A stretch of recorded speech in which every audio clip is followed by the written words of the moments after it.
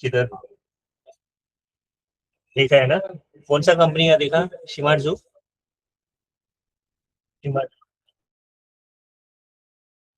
ठीक है. So do you know which what kind of mass spec it was? हाँ, वही वर्कशॉप जो करते हैं ना, शिमाजू वाले करते हैं. Tandem MS, very good. Anyone else has seen? So basically, why do you think? Do you think we need mass spec? जरूरी है. What is mass spec?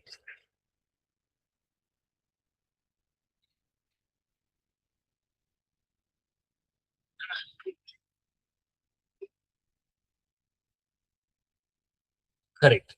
So the thing is, why do you need that? हमारे what is the, I mean, हमारे clinical biochem lab में do we need a mass spec? In if you think about it, are there any situations that come to your mind where you think you need a mass spec? क्या application के लिए आपको लगता है mass spec use होगा? Research purposes. Yeah, बोलिए. Some, I think somebody is trying to say something. Research purposes. Yes, research purpose is one, but clinical lab में कोई रोल है मास स्पेक का?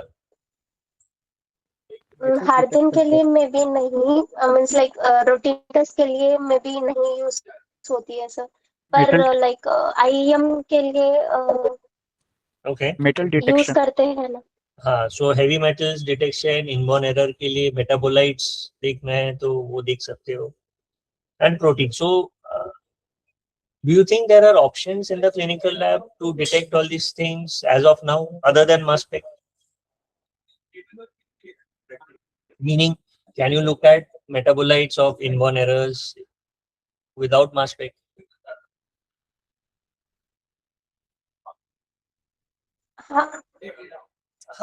That is there, but there are more crude methods जहाँ पे आप chemical reactions करा सकते हो metabolites के, and yeah, chemiluminescence है, but for chemiluminescence the product needs to be antigenic mainly, है ना?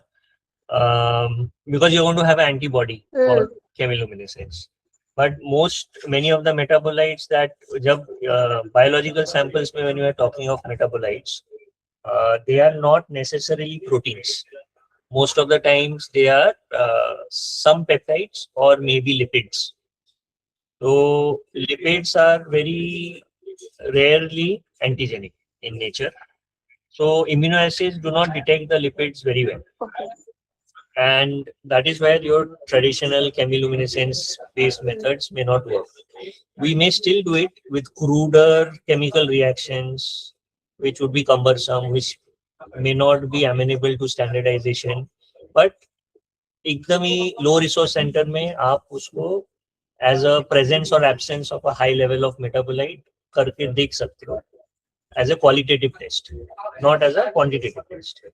But that is where mass spec comes in. These kind of metabolites can be identified and quantified. Like Rushikesh said, it is based on mass to charge ratio of ions. Yeah. And if there is one difference of mass spec to other traditional biochemical methods, what do you think that difference is?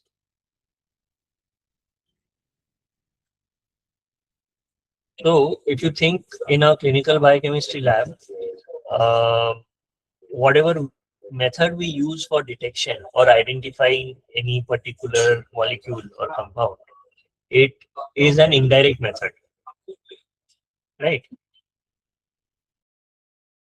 Whereas mass spec is a direct method. There is no need of any antibody, there is no need of any chemical reaction.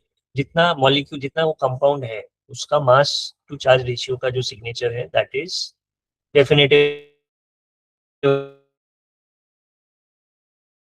of that one. Chances of a false high, false low are less in a mass spec. Yeah.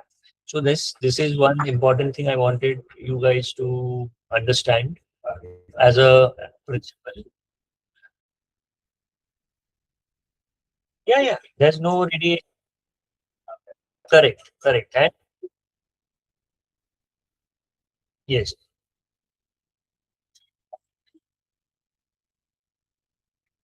Yes, so it is a very sensitive instrument. It's a detector basically, and it can detect attomolar levels depending on what kind of mass spec you are using. Femtomolar, attomolar concentration, it can identify. वो आपके traditional method से detect नहीं होगा. So it's one of the most sensitive instruments. That means theoretically you can identify any molecule if you know its M by Z, that is mass to charge ratio. What does that mean? That means you have to know a bit of chemistry. You have to understand उसका molecular weight क्या है, उसका valency क्या है, and based on that you will know the M by Z of the parent molecule. Also, you need to know a bit more of the chemistry to understand if it is fragmented, which are the weakest bonds. So, what are the product ions that you want to get? So, a bit of knowledge of chemistry is helpful for analyzing mass spec data. Okay, because these signatures are unique, right? एक molecule है with a molecular weight. You may have multiple different compounds with a similar molecular weight, but the mass to charge ratio and the fragment ion signatures that you want to get are going to be much more unique than only just the molecular weight of the compound.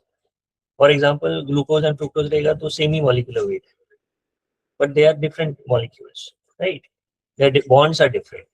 So if I give that example, when they're going to be fragmented, they will generate different fragment ions. Okay, and that is how you can identify or separate that this is glucose and this is fructose, right? Yeah. So the name mass spectrometry is basically a misnomer. It is not just mass, it is M by Z that is measured. Mass spectrum is a plot of ion abundance versus charge, M by Z. The spectrum is presented in terms of daltons per unit charge. जैसे benzene है, molecular mass is 78 grams per mole. When it gets ionized, it can form one single ion, so the M by Z remains 78. But if you have another molecule which has a valency of 2, suppose benzene instead of a charge of 1, if it had a charge of 2 when it gets ionized, plus 2, then your M by Z would have become 78 divided by 2, right? Second thing that mass spec gives is the number of places. So molecular weight is represented not only as integers, there's a decimal followed by numbers or units after the decimal. The more sensitive your mass spectrometer, the more accurate it will be in separating molecules or giving you a better resolution. Identifying two different molecules. For example, you may have one molecule with 78.256 as the M by Z, whereas you might have another separate molecule with 78.489. So 78.2 and 78.4, first decimal में difference आ गया. But that any mass spec can do. But if you have something like 78.256 and 78.258, so here you are trying to distinguish two molecules having a difference in mass at the third position after the decimal. That means that mass spectrometer has to be very, very, very having a very high resolution power, right? So the number of places after the decimal that can be determined depends on the type of the mass analyzer, and it is not just the whole number that is important, right? So as individual ions are measured, important result is often overlooked by. So if you are new to it, these numbers are not going to make sense. So this is an example where you see that 112.56 of chlorobenzene is going to have a does not always form ions of N by Z 112.56. It may have a different, because there are two chlorines, chlorobenzene is there, it is going to get divided, and there are two forms also. It is not just a uniform molecule that you see. You may have different isoforms that are there in circulation. And what proportion are they? So when you see that, you will realize that you want to have different M by Z ratios, one of say 112.01 and another of 114.01. And depending on at what concentration they are, you're going to get a average different mass. So depending on what kind of mass spec you're using, this kind of analysis is going to be important. Before we move ahead, these are the components of the mass spec. we'll see that there's a sample input system, there's an ion source, there's a mass analyzer or filter, and then detector, and finally you have to analyze the data. In between, all this process is happening under vacuum, and these are the important components of the mass spectrometer. Yeah, let's see that now. Yeah. So the main structure or body of the mass spec involves an ion source, a mass analyzer or mass filter that allows certain mass ranges to pass through freely and obstructs others. Also, it separates or decides depending on what kind of mass spec we are talking of. Is it a quadruple? Is it a tandem mass? Is it a time of flight? Is it a MALDI? And based on that, we identify, I mean, the kind of molecules that are allowed to pass, kind of molecules that are obstructed, the mass range that it can detect. Can it separate the mass, or all the molecules are going to pass through at the same time? It depends on these kind of differences in the mass spec components. Finally, what happens is these different molecules reach the detector at different times, and when it hits the detector, you get a specific signature or a spike based on their unique N by Z numbers. Right. So the information can be gathered by the MS. It is not just limited to molecular weight and sample amount. And mass analyzers can also be used in certain ways to analyze these structural details, as well as it can also detect very sensitive or very low levels of the compounds that you are interested in to study in detail. So one important terminology when you talk of mass spec, there are two, three terminologies we should be aware of: the sensitivity of the mass spec, the resolution of the mass spec, the accuracy of the mass spec, right? So sensitivity means what is the lowest concentration of pure compound or pure molecule that you can identify. Resolution means if there are two molecules having similar M by Z numbers, till what level it can separate, right? And accuracy is after the decimal, it can identify or it can be accurate. So many of the mass specs, the molecular weight 9 by Z that it is given, it gives you up to the third decimal that it is accurate. Some mass spec may give you a result which is accurate only up to the second decimal. So mass accuracy is there.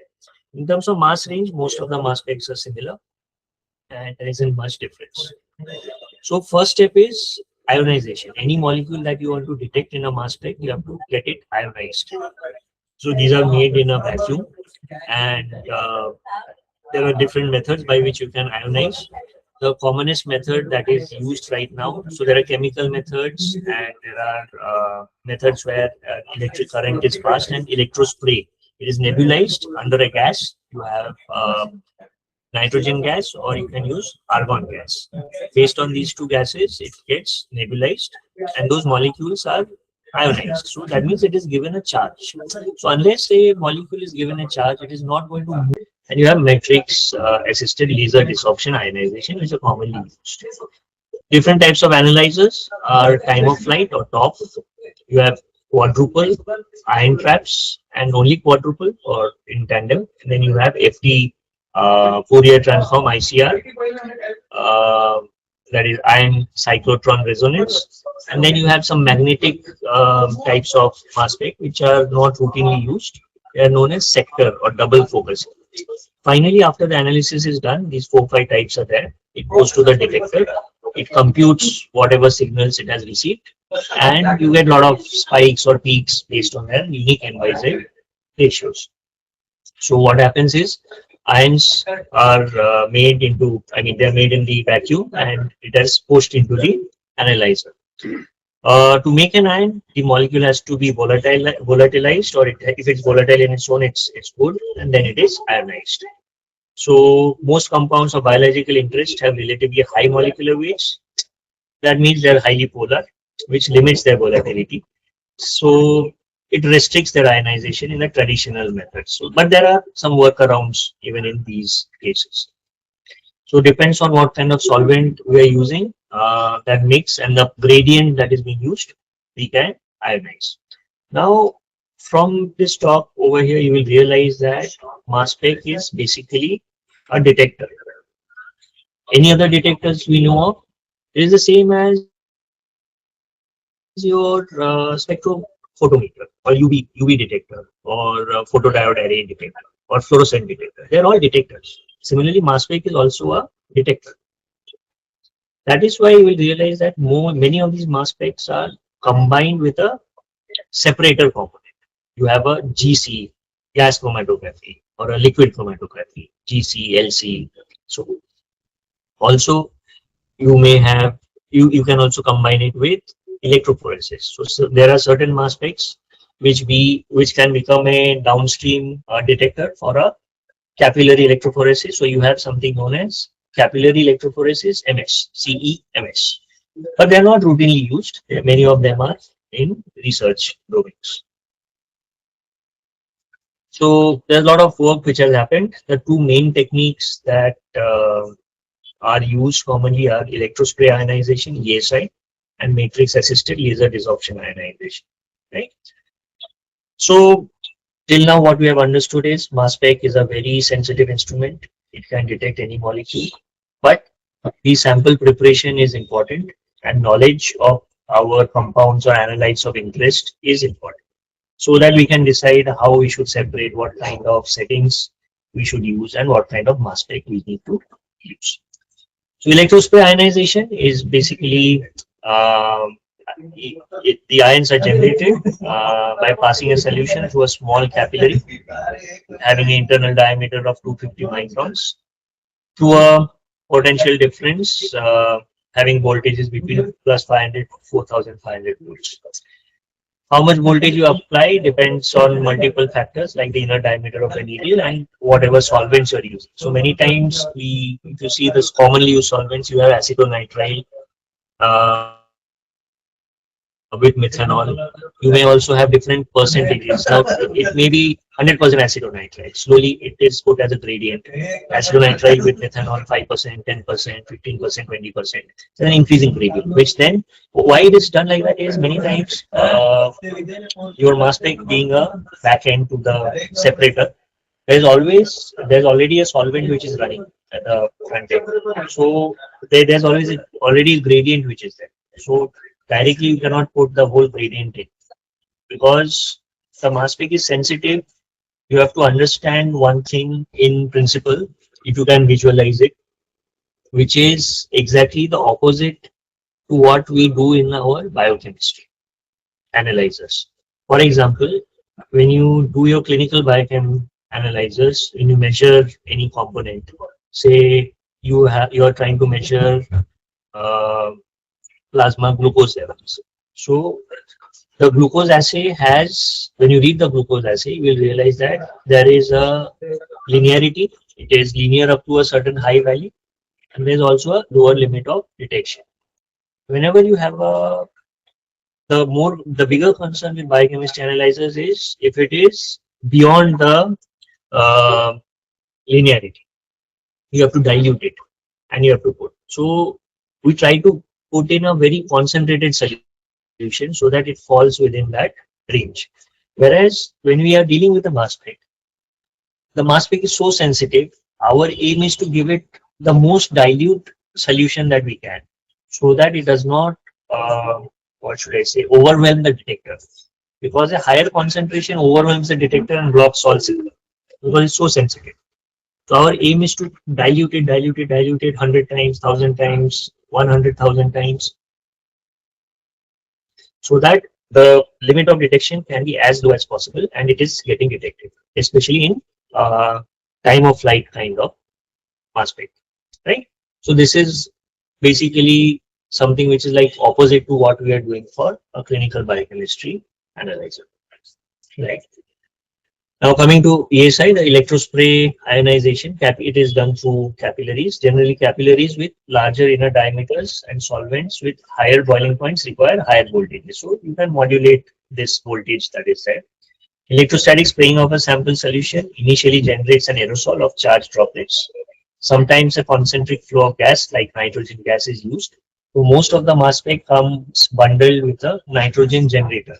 So this nitrogen generator, what it does is, it's good. I mean, in the atmosphere we have 70% nitrogen. It takes the atmospheric air and concentrates the nitrogen and puts it into the vacuum in which the mass spec is connected. Then the charge droplets of both solvent and analyte with either a net positive or negative charge is made to pass through this under a electric gradient. Eventually, the ions become free of the solvent because their rate of migration is different, and these ions then go to the analyzer, and finally the detector gets either a positive ionized form of the molecules of interest. Limitations. There are mainly two limitations. The first being the flowing nature of ASI means the sample is constantly being consumed. That means you will exhaust your sample. So there is a continuous stream of that sample. Once you set the mass spec as on, it is continuously uh, pumping in or injecting the molecules of interest. So, but the detector is not on all the time. It is passing in a lot of molecules, and the detector is on. Once the signal has reached the detector, it becomes off. Again, once the signal has, there is a time gap, after which again the detector becomes on. So this shortcoming can be addressed. There are newer and newer, more advanced instruments where this on-off switching of the detectors are shorter, and and it is synchronized with the way the ionization is happening. So it is done in a pulsed manner. The second shortcoming of ASI is its susceptibility to ion suppression effects. That means when there is a high concentration of salts, the analyte ion of interest is suppressed. That means most biological samples need to be desalted before analysis. Thirdly, in addition, the complex mixtures, the higher concentration analytes often suppress the lower concentration analyte. That is why it is very critical we understand the nature of the biological fluid we are trying to uh, analyze.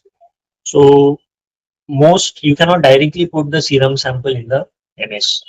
There are methods by which you have to process the sample first, clean it, get rid of. For example, you want to identify a metabolite whose concentration is picograms per ml. But in the serum, you also have proteins, plasma proteins, which are in grams per deciliter.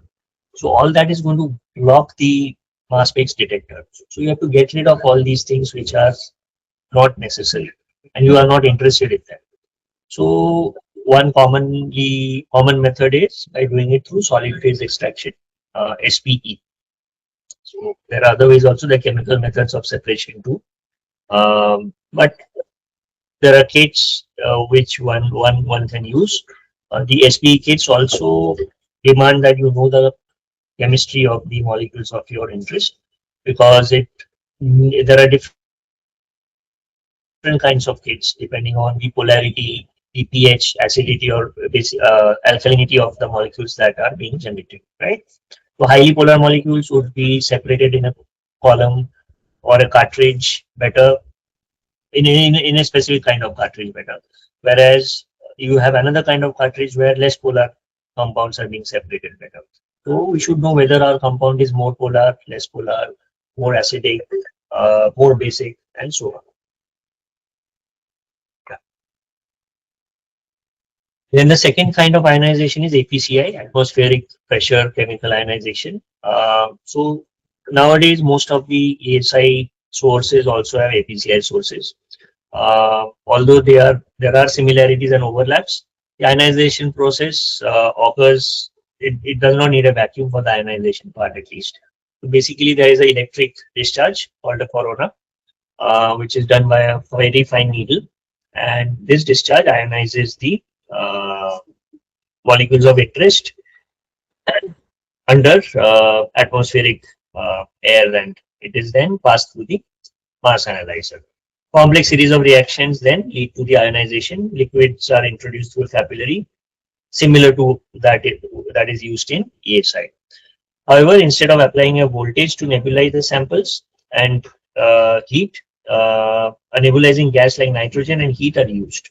Both positive and negative ions are formed in this discharge, and once it is done, you will either have a protonated positive ion or a deprotonated negative ion.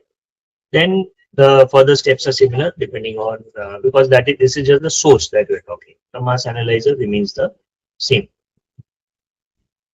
So APCI has a lot of overlaps and certain advantages because it is less susceptible to matrix interferences from different salts, which was the case with ESI. And also has advantage over ESI that weakly polar analytes can be detected, can be readily ionized and detected, and reduced matrix susceptibility. So these are also very sensitive methods of ionization and can be used. But there are also certain limitations with it. All molecules cannot be processed through APCI, and some of them, which are more polar, may need to be analyzed through ESI. The third type is the MALDI. Most of the MALDIs are used as a qualitative method to identify whether a certain molecule is present or not. So that means there's a matrix. Matrix is basically a chemical layer that is formed, and there is a laser which hits that layer. And when the laser hits it, it basically evaporates, and it's like a nebulization only or desorption, which ionizes the molecules of your interest. So MALDIs can also achieve very high levels of sensitivity up to sub-femtomolar levels. Advantage lies that singly charged analytes are usually generated. So you don't have multiple charges like singly protonated, doubly protonated, which are common with ASI. You will not find those kind of complexities in MALDI. Final practical advantage is its relatively high tolerance to salts and buffers, right? Which is a big benefit over the ESI. Unlike ESI, ions can be formed by MALDI from samples that contain even physiological levels of salts, and it has been used to ionize proteins directly from cell lysates and whole cells also. Limitations: all types of mass specs cannot be coupled with MALDI. For example, you cannot have a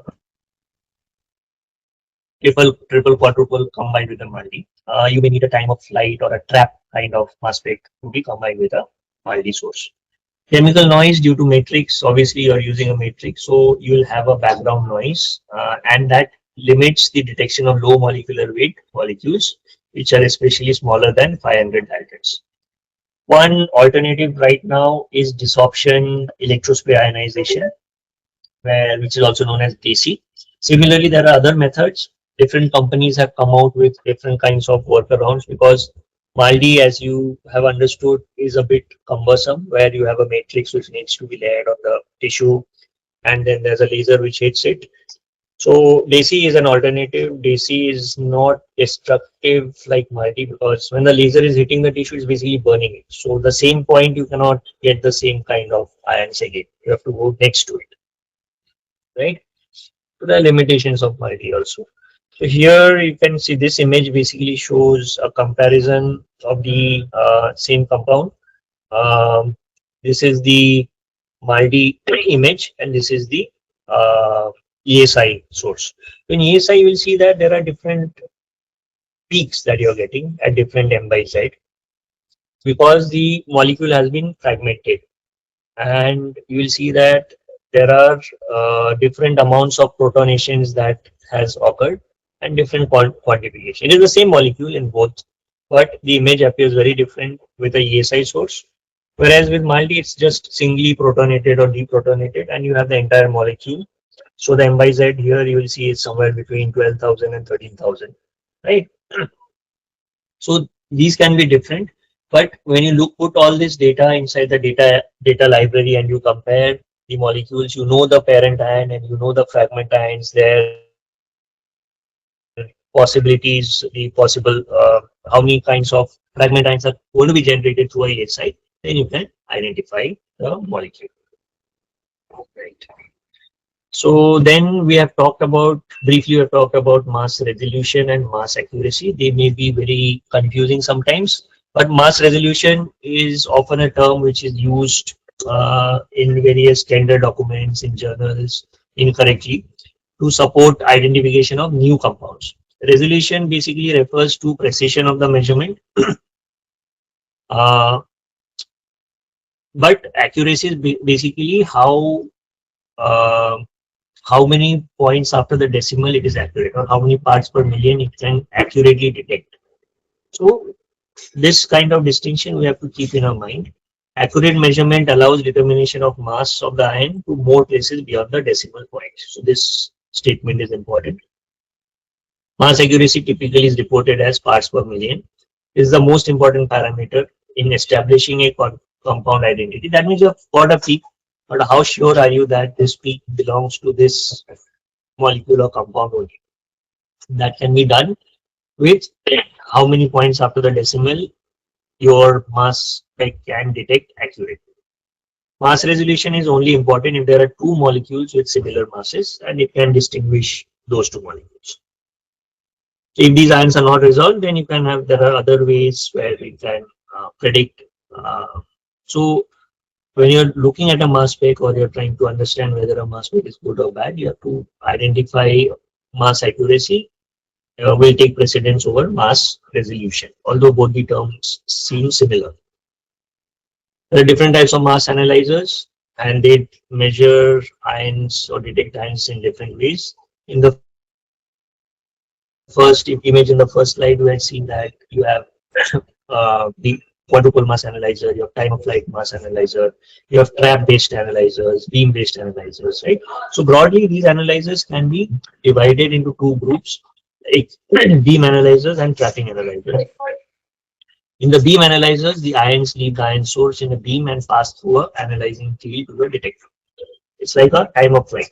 Whereas in trapping analyzers, the ions are made to go through this path, but they're put under different magnetic and electrical fields, because of which it keeps circulating or moving inside a specific area.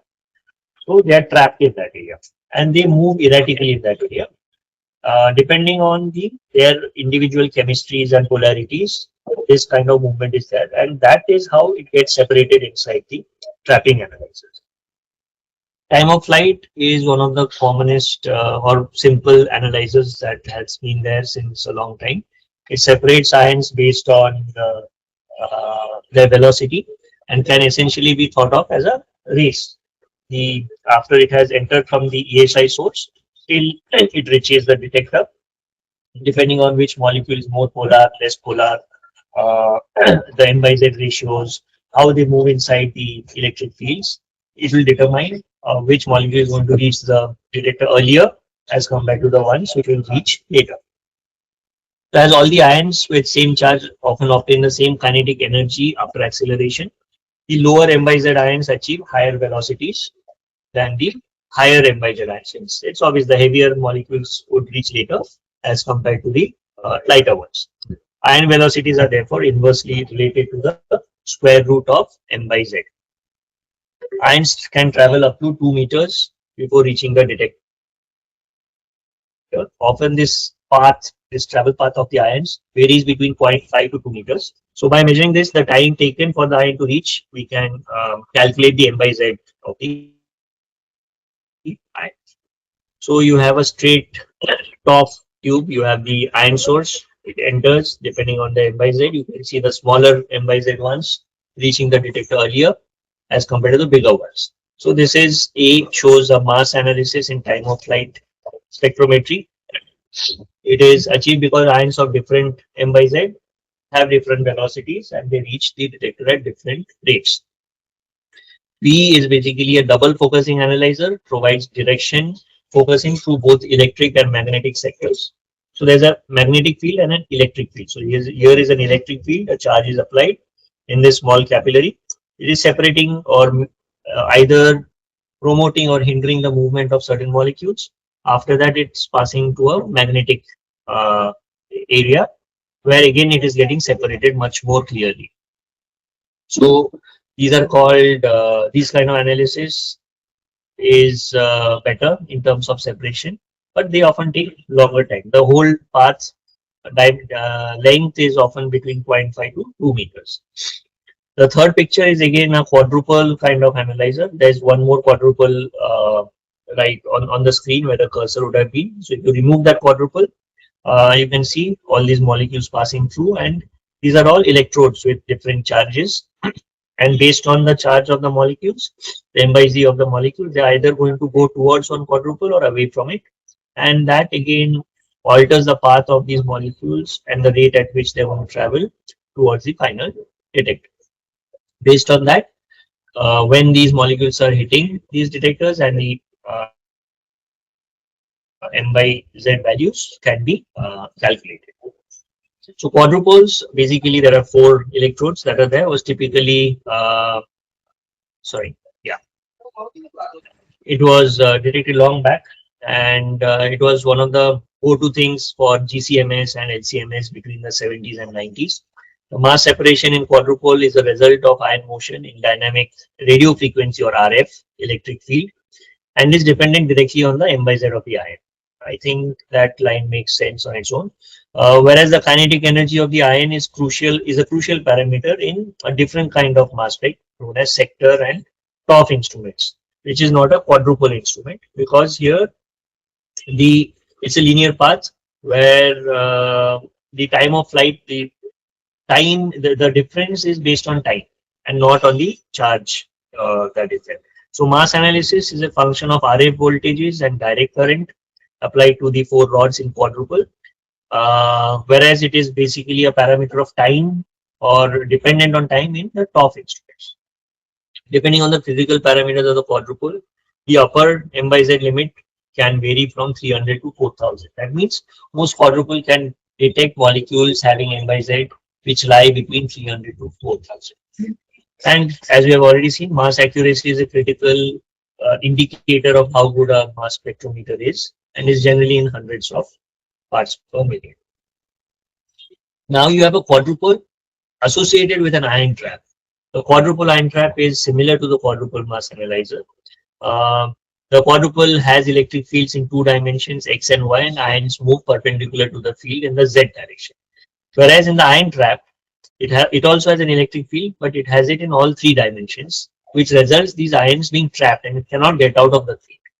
So what are the differences?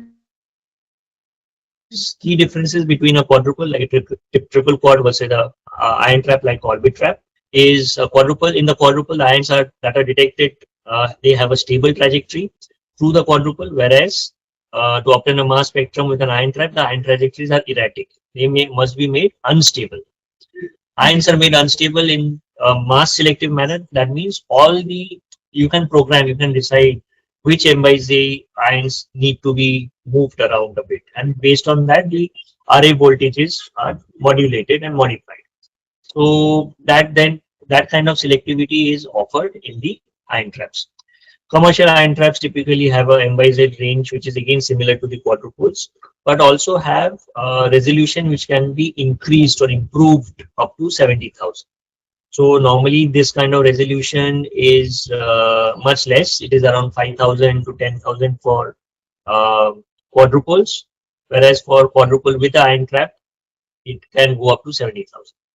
Unlike the quadruple, there is not a drastic fall off in sensitivity with ion traps. That means whenever a molecule is passed uh, through this path, in a quadruple, you would expect a fall of sensitivity. That means the number of molecules passing inside a quadruple is going to be lesser when you try to increase the resolution. Whereas with ion trap, even if you increase the resolution or at higher m by z, this sensitivity does not go down. So the sensitivity, throughput, and ease of use of the ion trap combined with its low cost has made it a workhorse in many of the labs, and it's a preferred thing. Commonly used ones are like the orbit traps that are there. There are other traps, ion trap based mass spec from different companies like Science and so on. So every company has their own technology. They tweak it a bit to their advantage, and then you get the end results. This is more of a research-based thing. Fourier transform ion cyclotron resonance (FTICR). It basically uses a magnetic field to determine the m by z of an ion. Main difference in the operation of FTICR versus a magnetic sector is the kinetic energy of the ions. We need not go into details of all these technical. It is a lot of physics over here.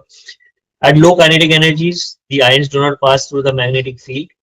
with a deflection related to the momentum to charge ratio. So here momentum to charge is important, unlike the magnetic ones where you need a high momentum in the magnetic. So this diagram would show you what a trap looks like. You have an ion source. The molecules enter through the ion source. There's a quadruple ion trap over here. So the molecules cannot get out, and they keep on moving in this domain. And we can selectively make certain M by Z molecules move more than the others. And once that is done, they can then pass through the detector and is detected. Similar thing is done in the FTICR, only additional difference is there is a magnetic field which is applied, and that also again makes the separation better. The third one is ICP-MS. You may have heard about it. It is mainly used to detect heavy metals, trace elements, differences in isotopes of samples. It can be, it needs the plasma to be ionized, the sample to be ionized in plasma, and it enters an argon gas plasma, which is burned at a very high temperature. And then finally, it is also a kind of time of flight kind of mass spec. Based on this, it detects the ions through a electron multiplier detector. Right? It is widely considered the gold standard for elemental analysis. The advantage is it is very sensitive and detect parts per trillion, whereas the other ones had parts per million that was there. It is very useful to differentiate the different isotopes. It can identify or distinguish one isotope from another. It is quick, it can detect different heavy metals very quickly, and it has a good dynamic range where it can measure both impurities and major components of our analyte of interest. Then coming to tandem mass spectrometry, this has also been around for quite some time now. It involves two stages. The first stage of MSMS, the ions of a specific M by Z that we want are separated from all the other ions, and then they're allowed to pass through the first quadrupole. These ions are termed as parent ions or precursor ions. Then they undergo either a chemical reaction or there is a heat generated dissociation. Because of this kind of dissociation, it then separates into fragment or daughter ions or product ions, which are then detected in the second stage of the MS. So there are two MSs involved. That is why it is called as a tandem mass spectrometry. So this image will show you. You can select which, suppose you say, okay, this is the M by Z that I want to further interrogate. So all the molecules having this M by Z are allowed to pass. Everything else is blocked. This passes through the first quadruple or the mass spec, and then it enters the second MS.